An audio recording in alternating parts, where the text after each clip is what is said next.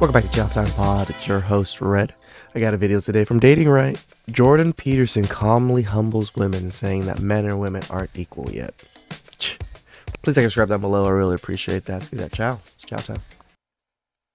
What do you understand by equality, Sophie? What does it mean to you? Freedom. Can you be more? Is it equality of opportunity? Is it equal pay across the board? Is it something more than that? I think equality is better for everyone. I Yeah, think, okay. I'm really delighted, I love my job because it's an optimistic and a hopeful job, which is about creating more choices for people. I'm interested in people being able to have different choices and having equality of outcome. She danced around that question. She did not answer it. I don't think she knows what equality means.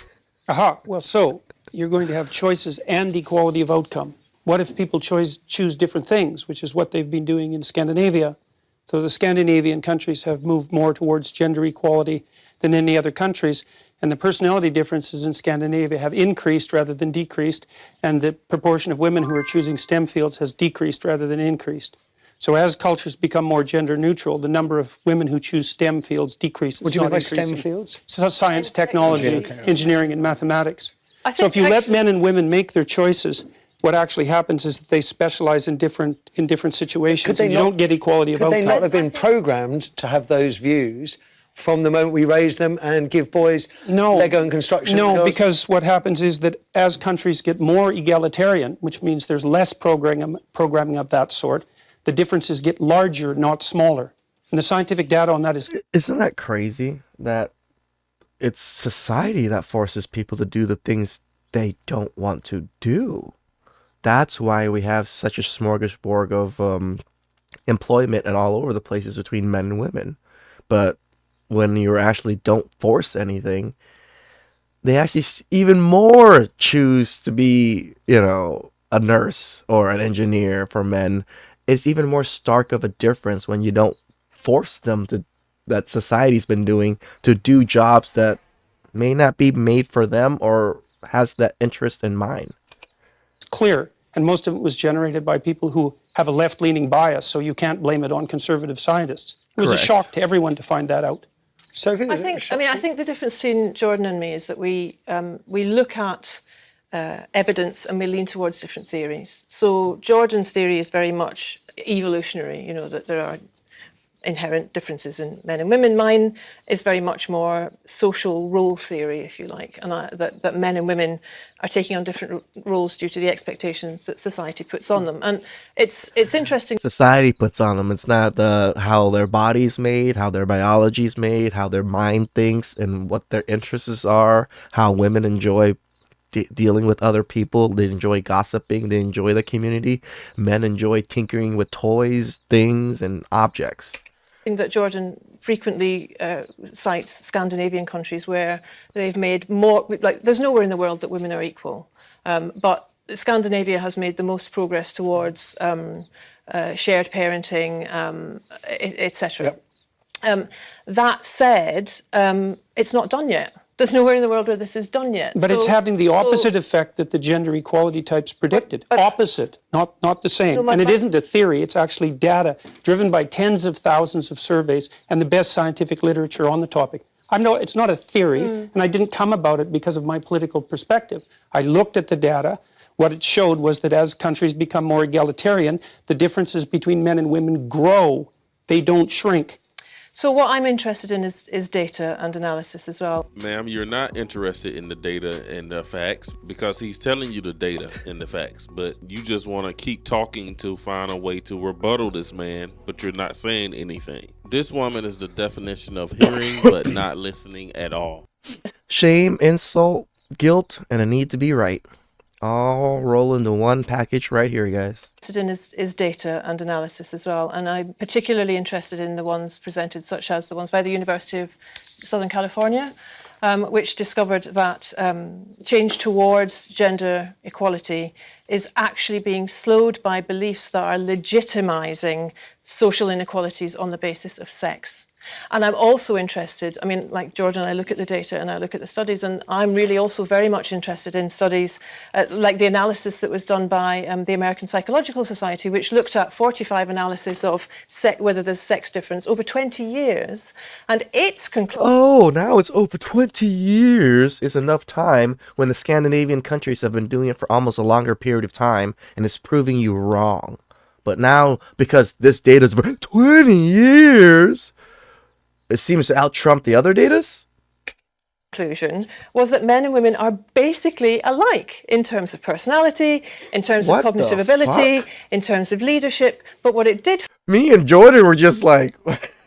find was that media depictions of men and women as fundamentally different perpetuate misconceptions, as does workplace bias. Oh God, so it's my fault.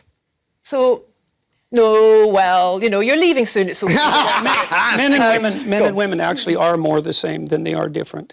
But the issue is that small differences at the population level can turn into very large differences at the extreme. So, for example, men and women are broadly similar with regards to aggression, although men tilt a little bit more towards aggression. So that if you picked a random person out of the population, male and female, and you guessed that the male was more aggressive, you'd be right 60% of the time. But if you take the 1 in 100 most aggressive people, they're all male. And that's why the overwhelming proportion of people who are in prisons are male. Now, do you want to equalize that, just out of curiosity? What about bricklayers? They're 99% male. And we've got about 3/4 of the population now in universities in the humanities and social sciences are female. Yeah. Are we going 3/4 are in useless freaking majors? to equalize that? And men work longer hours. They work more dangerous jobs. They're more likely to move. They're more likely to work outside. They're more likely to participate in jobs in the STEM fields that are scalable. They make more money for those reasons. And that's all hidden under the idea that the reason that men and women make different amounts of money is because of their gender. It's a very simplistic analysis, and trying to Michael, address I was just going to say, quite simply, That's when women's whole argument for equality falls apart. They don't want that same equality when it comes to certain jobs. They don't want to do labor-intensive work. Whatever this man is doing, give this man a raise. Holy. And you would think it's more labor-intensive, blue-collar jobs, but these women are also not going into the science or engineering fields as well, where they got to build, machinery. A lot of software jobs, women are not running to those jobs as well. can you come back on that? What I'm trying to equalise is opportunity and choice. Fine, let's And I- equalize You agree- choice. you agree- Absolutely. you agree And I on think that. But we won't get equal outcome that way. And I think that what happens then, nobody knows, because we've never done it yet. We do know. We know. That's what the Scandinavian study is trying to say, you stupid whores. God. What's happened in Scandinavia. But it's not fully got there yet. No, but it's going in the opposite direction that everyone predicted, and strongly. I think one of the things I loved about Jordan's book, which I speed read last night, so forgive me, Jordan, I've not read it. So you didn't read it at all? But one of my favourite rules in Jordan's book is Rule 9, which says, assume the person you are listening to might know something you don't. And I think that in a country where men outnumber women by 2 to 1 in Parliament, in local government, where women's voices are not equally represented in media, where our education... It's only the important shit to them, right? The media, the CEO positions, the parliament positions. Education systems still are teaching boys and girls ideas of pink and blue. Yeah. What I'm trying to do is work with thousands of optimistic, hopeful people for change. Okay, we take joint forgive me, I membership, want to take one call if you'll forgive me, because time is really short, and I owe it to the viewers to hear their views on this. We've got Salim calling from Manchester. Salim, good morning. Hi Matthew, how you doing? I'm very well, loving it. I'm a pig in heaven today. What do we think about equality? Will it ever happen, Salim? I was going to say I thought it was going to happen, but after listening to Jordan, he's swayed my opinion. No. Why did you think it was going to happen? Because I think we're going to become more cognitive creatures, and jobs are going to be more about mental skills. Technology. But then I've been visited schools, and I work in STEM. I'm a software developer, and the number of women doing software development hasn't increased. I would have thought they would have increased more, but I went into secondary school to do GCSE IT stuff, and there's very, very few girls doing IT. And I was thinking, IT is the future, and the schools are pushing for more girls to go into IT. But It's because they don't want to. It's a simple fucking answer. there's only I visited about 8 schools. Can I and just, thought- sorry, Salim, can I just Go on, sorry. no, because 30 seconds. Sophie's idea, actually, representations in the media could be affecting such choices. Geeks, we see geeks, bespectacled blokes with bad hair on computers. That's what tech means, isn't it?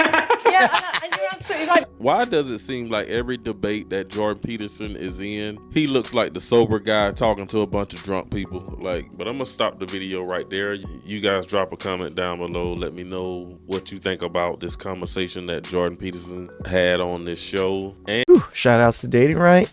Yeah, women just don't want to deal with science, technology, and a lot of things that men deal with.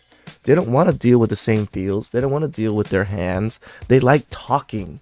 That's what they're good at. This is probably why they push more for like the political fields, the CEO fields, and like the media fields, because they want to be able to talk as much as they want. Please like subscribe down below. I really appreciate that. And catch you guys next time. Ciao.